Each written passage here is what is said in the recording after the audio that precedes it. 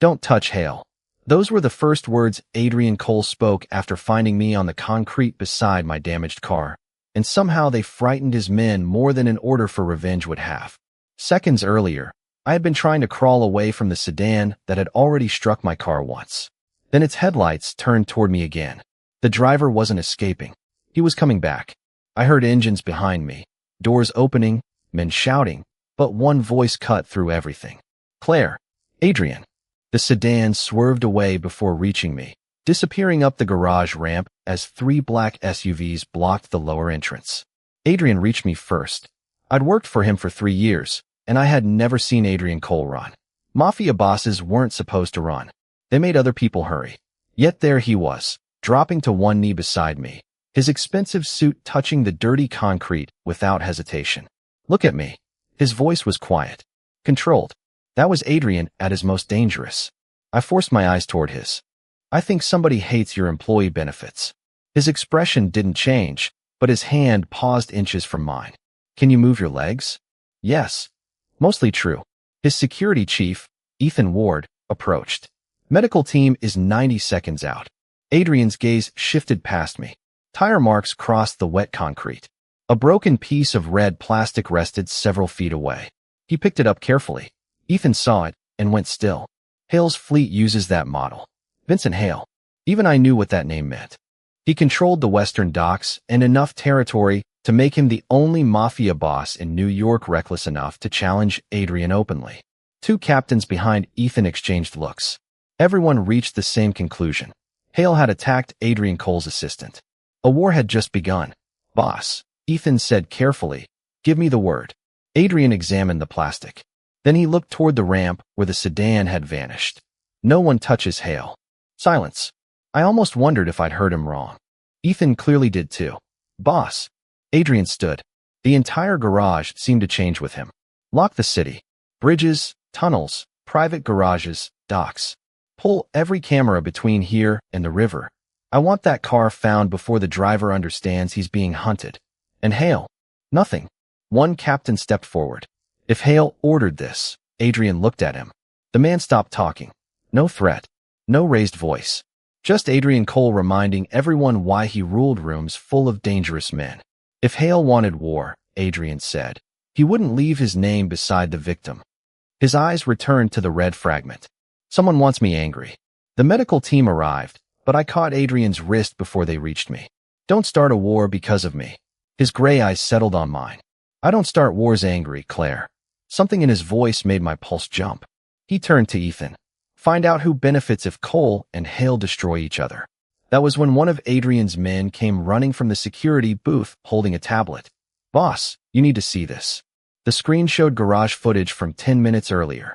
The sedan was already parked in the shadows. Waiting. Adrian watched the timestamp, then looked at me. I hadn't even left my office yet. Whoever had done this hadn't followed me here. They had known exactly when I was coming. Adrian's face became unreadable. Check her schedule access. The man typed quickly, then stopped. Someone opened it 18 minutes before the attack. Adrian asked the question none of us wanted answered. From outside, the man's face went pale. No, boss. He turned the screen toward us. From inside Cole Tower. By the time I woke up, Adrian had already turned the hospital into a command center. I knew because the first thing I saw beyond the glass door was Ethan speaking into his phone, while 2 men carried sealed equipment cases into the conference room across the hall. The second thing I saw was Adrian. He stood over a table covered with photographs, traffic maps, and printed access records. He was not sitting beside my bed. He was running his organization. Somehow, that made me feel safer. How long? I asked. Adrian looked up immediately. 6 hours. Did you sleep? No. Of course not. He entered my room and placed a phone on the table beside me. Your mother has been told you were in a minor car accident. Nothing more. I stared at him. You called my mother? Ethan did. That sounded more like Adrian. I noticed another man outside my door. How many guards? Enough. That is not a number. 8. I nearly sat up too quickly. 8. For here. For rotating. Adrian, I am your assistant, not your property. His expression barely moved. You were deliberately targeted. That does not change what I am. Silence settled between us. 3 years ago, Adrian would have ended the conversation there. Instead, he asked, "What protection will you accept?"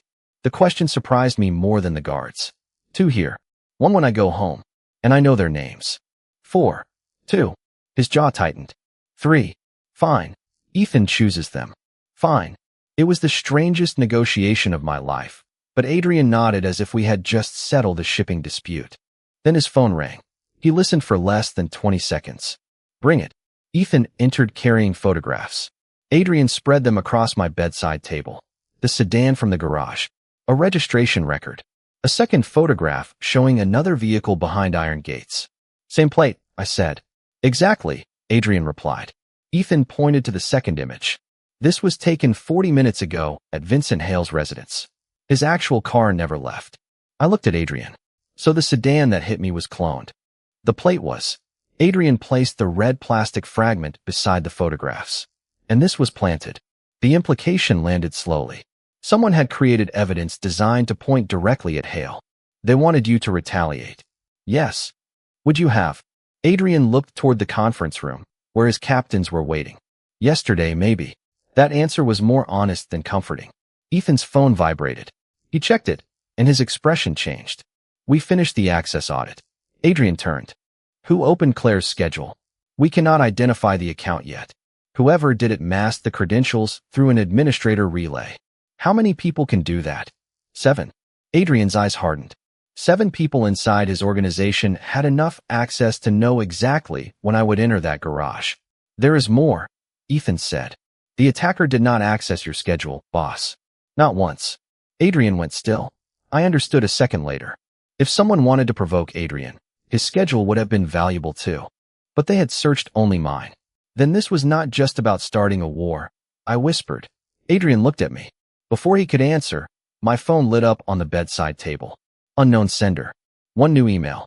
Adrian reached for it, but I got there first. The message contained only 2 sentences. The first made my hands cold. The second made Adrian's face change. The car was only a warning. Ask your boss why your name appeared in a Mafia file 3 years ago.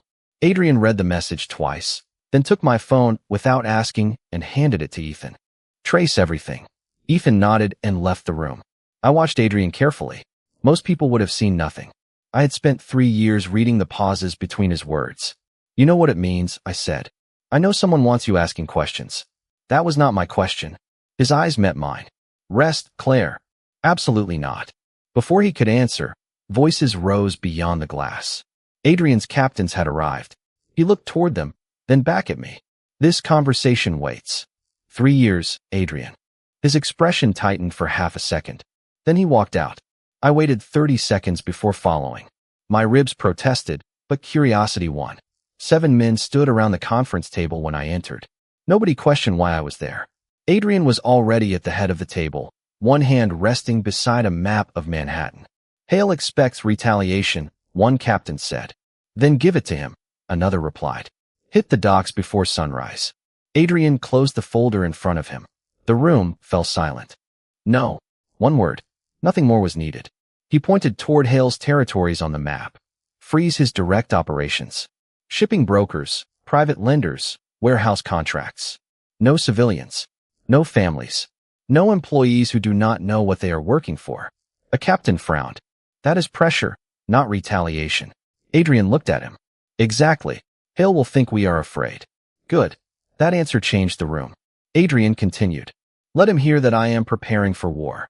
Move vehicles where his people can see them. Cancel tomorrow's meetings. Increase activity at Pier 17. Ethan understood first. You want the leak to carry the story. Adrian nodded. Someone inside Cole Tower accessed Claire's schedule. If that person is feeding Hale, I want them nervous enough to communicate. I realized what he was doing. The attack had been designed to manipulate Adrian.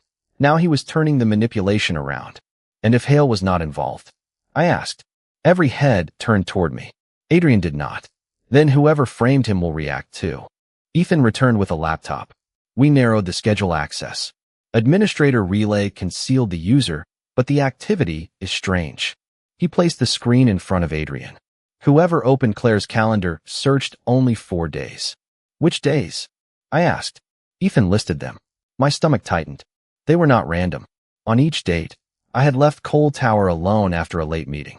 They were studying my routine, I said. Adrian's eyes darkened. For how long? At least 6 weeks, Ethan answered. Adrian immediately changed the operation. Audit every camera failure, garage entry, and unusual vehicle around Claire for the last 2 months. Quietly. Nobody outside this room knows why. One captain asked, "Boss, if Claire was the real target, what does she have?" I almost laughed. Student debt and an apartment with terrible plumbing. Nobody smiled. Adrian was staring at me differently now. Not like I was fragile. Like I had become a piece of a puzzle he hated not understanding. My phone vibrated in Ethan's hand. Another message. No words this time. Just a photograph. It showed me entering Cole Tower 3 years earlier on my first day of work. Someone had circled my face in red. Beneath it was a date. The photograph had been taken 2 weeks before Adrian hired me. I looked at him. "Tell me you have never seen this." Adrian said nothing. That silence answered everything. "You knew about me before the interview." His jaw tightened. "Claire. Why?" Around us, nobody moved. Adrian Cole could command an entire mafia organization without raising his voice. But for the first time since I had known him, he looked like the truth might cost him something. "Because," he said quietly, "your name was already in a mafia file." Everyone out. Adrian did not raise his voice, but 7 men moved before I could blink. Ethan stayed until Adrian looked at him. Then even he left, closing the conference room door behind him. I remained beside the table, staring at the photograph taken 2 weeks before Adrian supposedly met me. "Start talking." Adrian opened a locked drawer beneath the conference table and removed a thin black folder. He placed it between us. 3 years ago, my organization acquired records from a mafia family that was leaving New York. Which family? The Moretti family. I opened the folder. My photograph was inside. My full name. My old address. My college information. My mother's name. Beneath everything were 2 words. Potential liability. My throat tightened. Liability to whom? That was never identified. "So you hired me? I brought you close enough to determine whether you were connected to anyone in my world." The words hurt more than I expected. My interview was fake. "No. You already knew who I was." "I knew your name." "That is not better, Adrian." He accepted the accusation without defending himself. Somehow, that made me angrier. "For how long were you watching me?" "For months." I stared at him. "For months." Then I stopped. "Why?" His gray eyes held mine. "Because there was nothing to find." I pushed the folder toward him. "Then why keep me?" Adrian was silent long enough that I almost hated him for it. "I hired you because I did not trust you," he finally said. His voice softened by a fraction. "I kept you because I did." The anger did not disappear, but something inside it shifted. Before I could answer, Ethan opened the door. "Boss, Vincent Hale is requesting a meeting." Adrian's expression became cold again. "Where?" "Neutral property. Madison Avenue. 1 hour." "Accept." I closed the folder. "I am coming." "No. That file is about me." "Which is exactly why you are staying here. You just admitted you spent months investigating me without my knowledge. You have lost the privilege of asking for blind trust." Ethan looked carefully at the floor. Adrian studied me for several seconds. 3 guards. 2. Claire. 3. His mouth almost moved. Almost. 45 minutes later, we entered a private dining room above a closed restaurant. Vincent Hale was already waiting. He was 39, broad-shouldered, with dark brown hair touched with silver at the temples.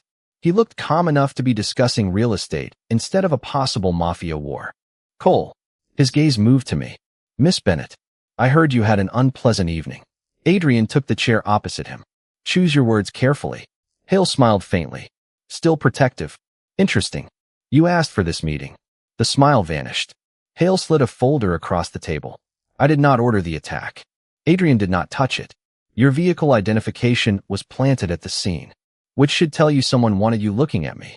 It did. Hale's eyes sharpened. He had expected anger. Instead, he had found Adrian waiting 3 moves ahead. "Then you already know you have a leak." Adrian finally opened the folder. Inside were dates, locations, and photographs. I recognized 3 operations from his calendar. All confidential. "Where did you get these?" I asked. Hale looked at Adrian. "Someone inside his organization has been selling information for 6 months." Adrian's face remained still. "Name?" "I never got one." "Then this meeting is over." Hale leaned forward. "Not yet." Your leak changed behavior recently. Selling schedules became something else. My phone vibrated. Ethan checked the trace report and went pale. He turned the screen toward Adrian. We found the device that sent Claire the photograph. Adrian read the location. For the first time, Vincent Hale stopped looking amused. I knew the address too. It was Adrian's private residence. The message had not come from somewhere inside Cole Tower. It had come from inside the Mafia boss's own home. Adrian ended the meeting without shaking Vincent Hale's hand. 10 minutes later, we were inside his armored SUV heading north, and nobody spoke until Ethan finished reviewing the residence access logs. 5 people had unrestricted access during the last 72 hours, he said. House manager, security chief, Marcus Reed, Daniel Cross, and me. Adrian watched Manhattan slide past the tinted window. Nobody gets questioned. Ethan glanced at him. Boss. A guilty man prepares when he knows he is suspected. I want him comfortable. That was Adrian. Anger made other men reckless. It made him quieter. By the time we reached his residence, he had already designed the trap. Each suspect would receive a different version of the same confidential plan. 3 locations. 3 schedules. 3 believable opportunities to strike Cole operations. The information would exist nowhere digitally. If Hale moves toward one location, we know who leaked it, Ethan said. Adrian shook his head. Hale may not be the buyer. That stopped everyone.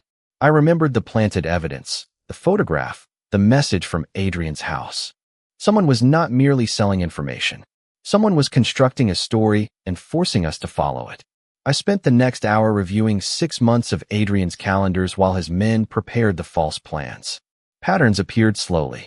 3 compromised meetings. 2 canceled shipments. 1 negotiation that Hale somehow anticipated.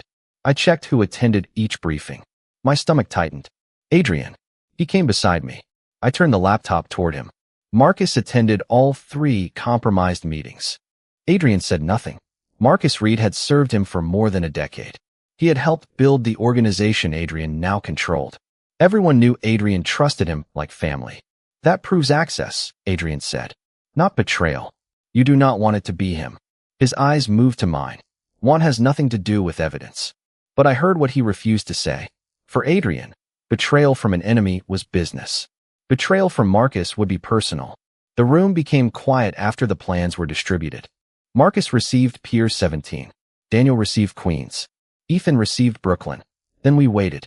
For almost 2 hours, nothing happened. Adrian stood by the window while I sat at the table with coffee I had forgotten to drink. Can I ask you something? You usually do. Why did my attack affect you differently? He looked at me. Differently from what? Everything else.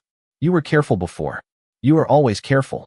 But in that garage, for about 5 seconds, you were not. His expression hardened slightly. They used you to move me. And that scares you? Yes. The answer came without hesitation. I had expected denial. Instead, the most powerful mafia boss I knew admitted the one thing men like him were never supposed to admit. Someone could influence him. Me. Before either of us could say more, Ethan's phone vibrated. He checked the screen. Movement near Pier 17. Adrian turned instantly. Whose? 2 vehicles connected to Hale's people. They arrived 11 minutes after Marcus received the false schedule. The room seemed to lose all warmth. Marcus was the leak. Adrian did not react emotionally. Bring him in. Ethan made the call. 30 seconds later, his expression changed again. Marcus is gone. Find him. We already have his vehicle. Ethan pulled up traffic footage. Marcus's sedan crossed the George Washington Bridge, then stopped outside a private property in New Jersey. Adrian leaned closer to the screen. That is not Hale territory. No, Ethan said. The property belongs to someone else.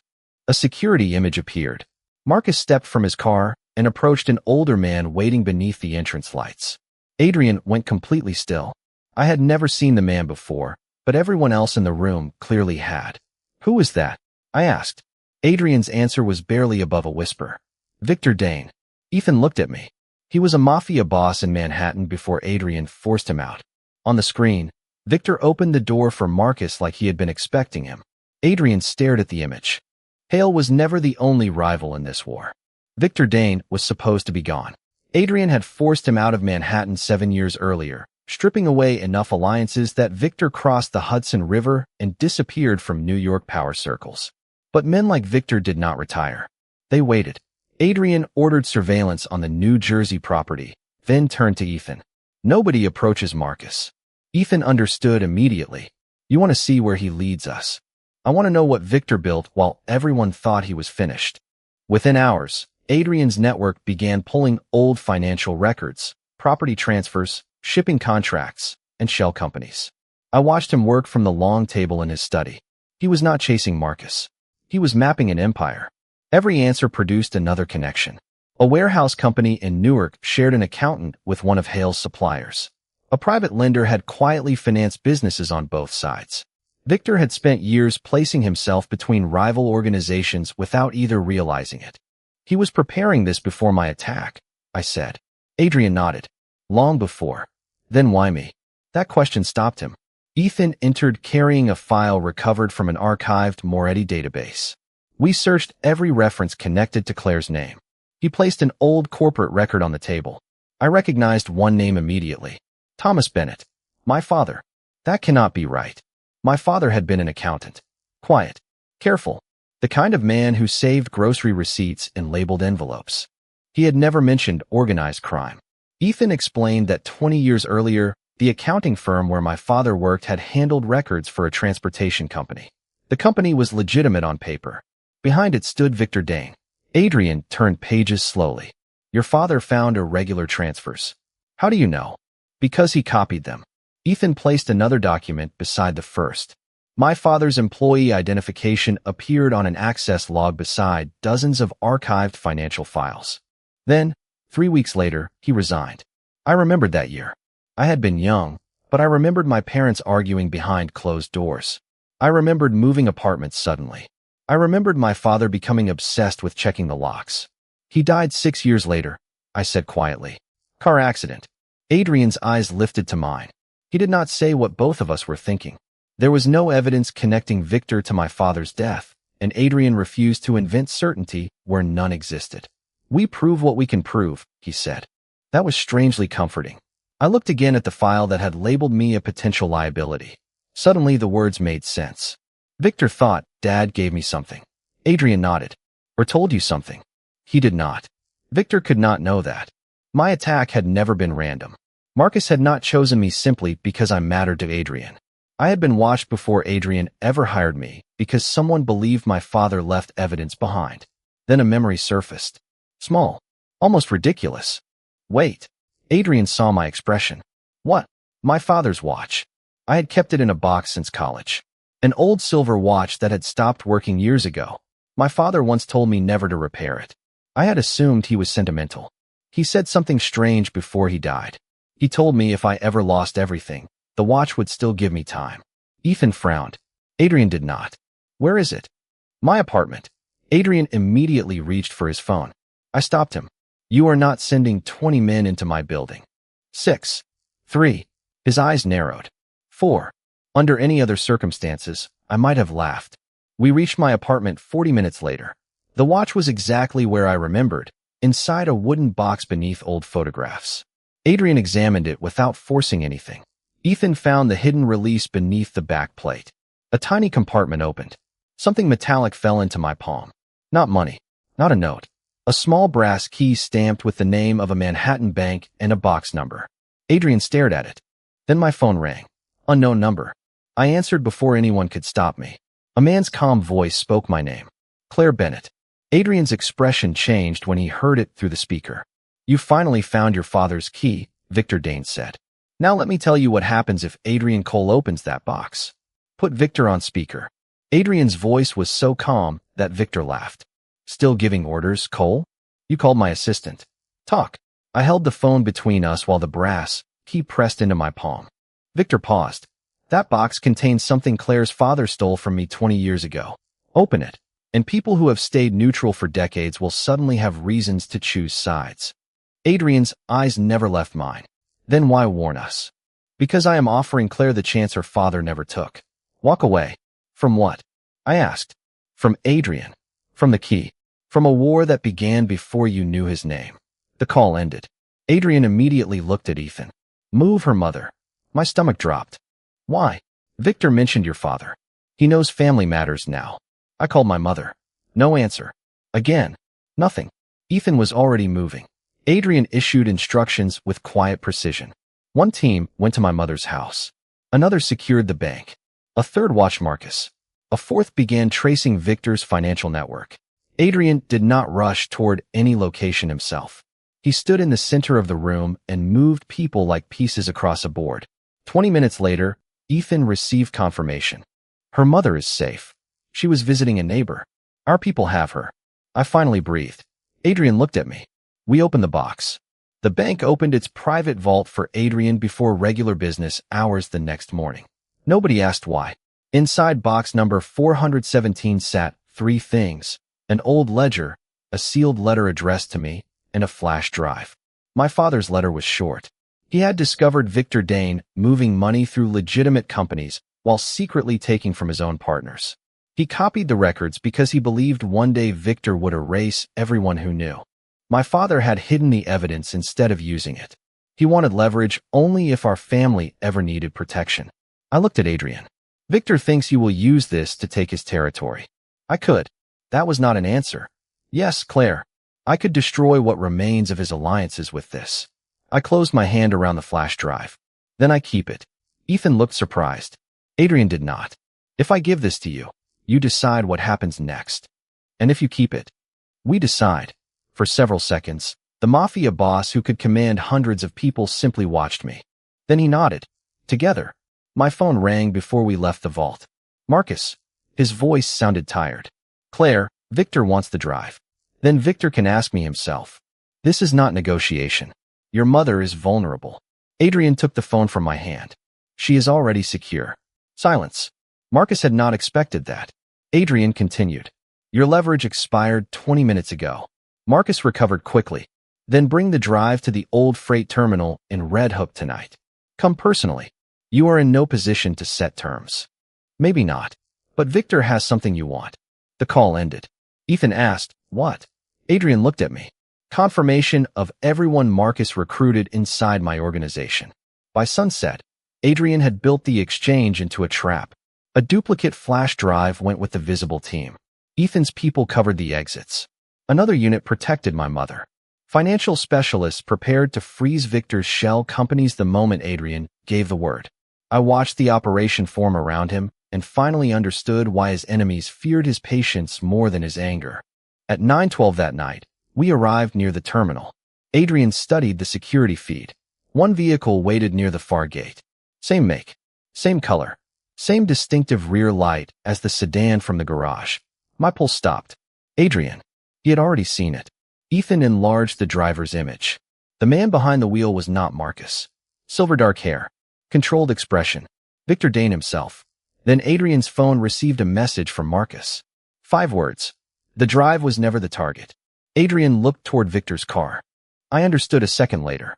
The entire exchange had been designed for one reason. They wanted Adrian Cole to come personally. Nobody moves. Adrian said it quietly, and every man in our vehicles froze. Victor Dane sat behind the wheel less than 200 feet away, waiting for the mafia boss he thought he had finally drawn into the open.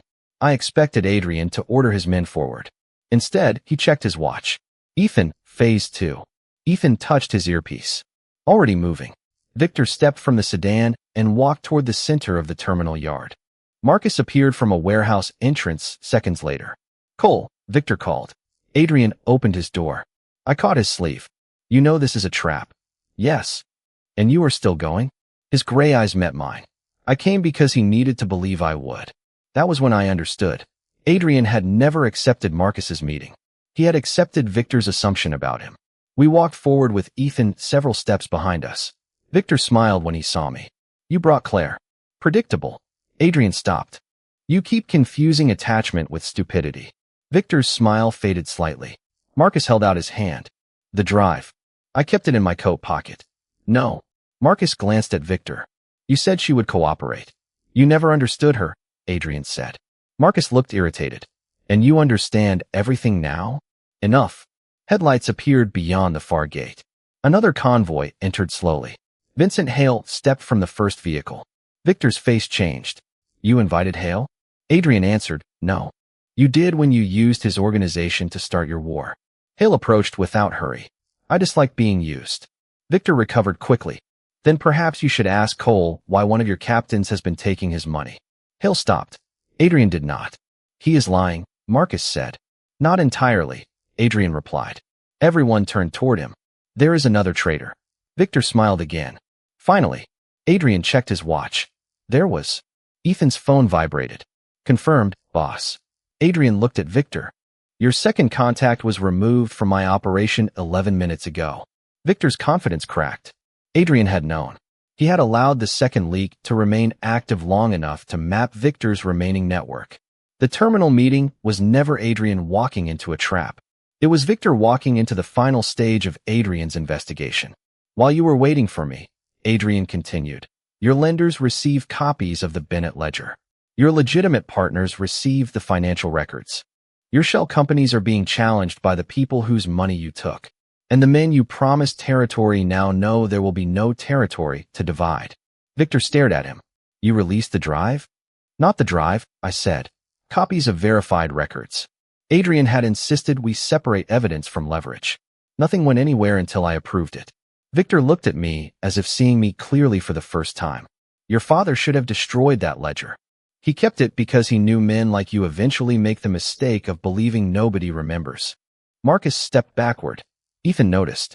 Do not, Adrian said. Marcus stopped. Again, no threat was necessary. Hale looked toward Victor. You wanted Cole and me at war. Victor said nothing. Marcus would weaken Adrian from inside. Hale continued. Then you would collect whatever survived. Adrian's voice remained level. There will be no war. Victor laughed once, but there was no confidence left in it. You think restraint makes you different? No, Adrian said. Planning does. Within minutes, Victor's phone began ringing. He ignored the first call, then the second. By the fourth, his face had changed completely.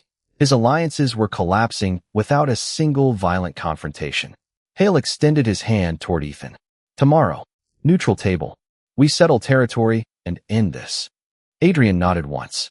Tomorrow. Marcus looked at the two mafia bosses and finally understood that the war he had spent months creating had ended before it began. By sunrise, his betrayal would be exposed to everyone who mattered. Victor's network was fractured. Hale had agreed to negotiate. Adrian had won without becoming the angry man they had designed their entire plan around. Hours later, back at Cole Tower, I found him alone behind his desk reviewing the final reports. For the first time since the garage, the city outside looked quiet. I placed an envelope in front of him. Adrian glanced at it, then at me. What is this? Something I should have done before tonight. He opened it. His expression did not change, but his eyes did. It was my resignation. Adrian read my resignation twice, then placed it carefully on his desk. Why? One word. No anger. Somehow that made answering harder. Because I cannot be your assistant anymore. His gray eyes stayed on mine. That is not an answer. I looked through the windows at Manhattan waking beneath us. Somewhere across the city, Vincent Hale was preparing for the neutral meeting that would formalize the end of a war Victor Dane had tried to manufacture. Marcus Reed had lost access to the organization he betrayed. Victor's alliances were collapsing under the weight of my father's records. Adrian Cole had survived all of it without surrendering control of the mafia empire he had built. And I had changed too. 3 years ago, you hired me because my name appeared in a mafia file. Yes. Then I became the person who organized your meetings, corrected your schedules, and reminded you that human beings existed behind your decisions. A faint expression touched his face. Frequently. Now I know too much to pretend this is still just a job. Adrian leaned back. Are you afraid of me? No. His eyes narrowed slightly. That may be the problem. Silence settled between us. Then Adrian opened the bottom drawer of his desk and removed another folder. He pushed it toward me. I prepared this yesterday. I opened it. The first line made me look up. Strategic advisor, not assistant. The position gave me independent authority over Adrian's legitimate businesses, access to senior strategy meetings, and the right to challenge decisions that placed civilian employees at unnecessary risk. Then I found the clause that mattered most. I could leave whenever I chose. No penalty, no obligation, no leverage. You expected me to resign? I expected you to realize you had outgrown the position. That sounds suspiciously generous for a mafia boss. Do not get used to it. I smiled despite myself. Then my expression became serious. This does not change what you are. I know. You are still Adrian Cole. You still run a mafia organization. You still have enemies. There will still be things about your world I cannot accept. I know. And I will tell you when I think you are wrong. You already do. I closed the folder. Then why offer me this? For once, Adrian did not answer immediately. He walked toward the windows, hands in his pockets, the city spread beneath him like something he had spent half his life learning to control. Marcus believed hurting you would make me weak. Did it? No. He turned toward me. It showed me where my enemies would aim. That sounds like strategy, not an answer. His gaze softened by the smallest degree. You were never my weakness, Claire. My breath caught. Adrian continued before I could respond. A weakness takes something from you. You made me see things I was choosing not to see. He glanced at my resignation. There is a difference. I looked at the new contract again. For 3 years, Adrian had controlled every room I watched him enter. Men obeyed because of his name, his reputation, and the power behind both. Yet when it came to me, he had finally done something his enemies never believed possible. He had given me a choice. I picked up his pen and signed. Adrian looked at the signature, then at me. One condition, I said. Name it. 3 guards is still ridiculous. 4. I stared at him. We agreed on 3. Circumstances changed. 2. 3. You negotiate like a criminal. A rare smile appeared. Occupational hazard. I laughed, and for the first time since that night in the garage, nothing followed the sound. No warning. No secret message. No new betrayal. Just morning light across his office. Adrian remained a mafia boss. I remained the woman who refused to belong to him. Maybe that was why we finally understood each other. Men followed Adrian Cole because they feared his power. I stayed because he never used that power to make the choice for me.